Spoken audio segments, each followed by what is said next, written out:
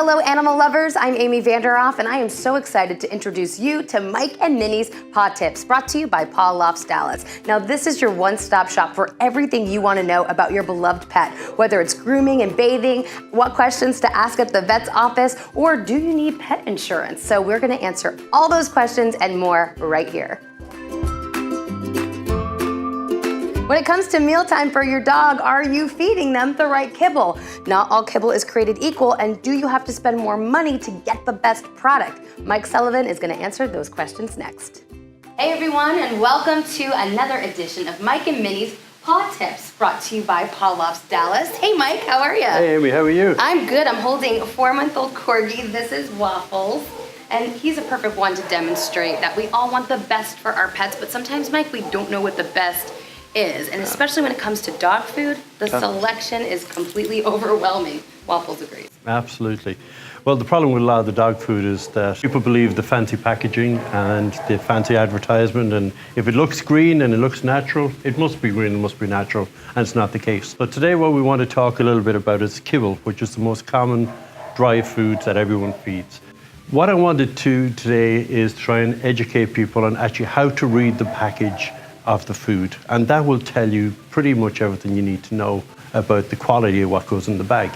Yeah, I couldn't tell you, by the way, what first ingredient to look for when it comes to dog food. Yeah. And I know, like, Waffles, the corgi, is only 4 months old, so I know his dietary needs are certainly different than an older dog. Yes, you have different kibbles, different stages for pup, midlife, high energy, low energy, older dogs, so on and so forth. One main tip that I say to people, just as a generic thing, don't be feeding your dog a real high protein diet if your dog sits on the sofa all day long, because it's made for active dogs. Dogs to get out, run 3-4 miles or chase the birds around. Waffles will not be a very high energy dog. Mostly corgis are pretty chilled out, so just watch that. When you pick up the bag of food, the first thing to look at is the list of ingredients. The first 2 ingredients always should be beef, chicken, fish, not beef meal, chicken meal, because the protein source is important. For instance, in chicken, feathers are protein. That's a chicken protein. But there's zero nutritional value, and certain food manufacturers have had recalls because of using chicken. So what would that be listed as under? It doesn't say chicken feathers, right? Poultry, chicken protein covers the whole thing. Chicken is what you need on it. Also, stick with US or Canadian manufacturers.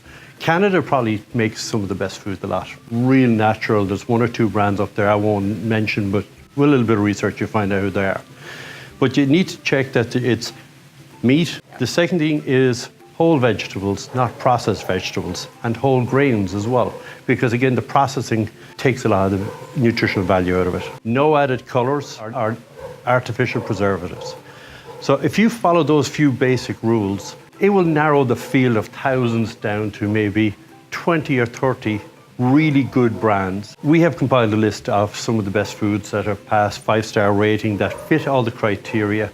And if anybody wants to get the list from us, they can email us at pawtips@pawlofts.com. That's PAWTIPS@pawlofts.com, and we will forward you that. Okay, so we learned a lot of $1 million tips so far. So look at the ingredients. Make sure you're not getting chicken meal, beef meal. That's a tricky word that doesn't really mean high quality meat is in there. And don't feed your dog a high protein diet if they're like Waffles here, a corgi, and they're not meant for active lifestyles. Absolutely. And the other final thing is you are going to pay a little bit more for these foods. But what I always tell everyone is that pay more for the food, less in vet bills down the future. It's what you put into your own body, the healthier it is, the better you're going to be. Exact same thing applies to your dog. Okay, so I have another question. We know what to look for. Is there any ingredient? Isn't grain not good in dog food? Well, there's a big grain-free movement at the moment. Right. Grain is not bad for dogs. It's kind of gained in popularity. Some dogs need grain, but start grain-free until you find out otherwise. As I say to everyone here, there's 2 ways we check every dog is doing okay. The first thing we do is look at their poop. Look at the dog's poop. And there's a lot of poop around here. All right, what if we don't want to look at their poop? Is there another way we can check? Well, if you got a dog, it's consistency. Okay. I won't go into any more details, but when you see if your dog if it's not a solid and it's too runny, something needs tweaking.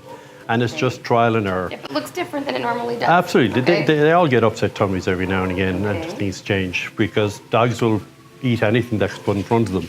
Buy a better quality food, you'll have less problems down the road with your dog, and you'll be a healthier and happier dog. Okay. Want to do some pickup questions? Yes. Okay.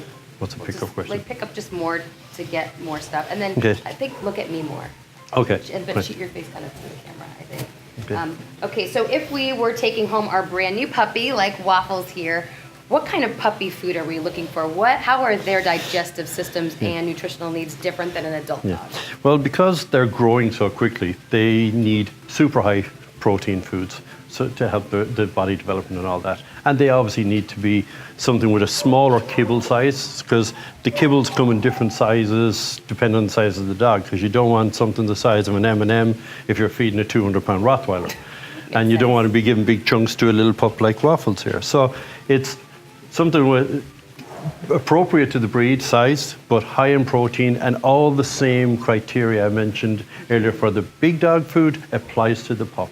Quality, quality, quality is what I can say. So then when is Waffles going to be ready to graduate to an adult food? How long do we keep him on that puppy food? Well, it all depends on what the adult weight profile is. So some dogs are fully adult at 6 pounds, some dogs are fully adult at 80 pounds, and so on.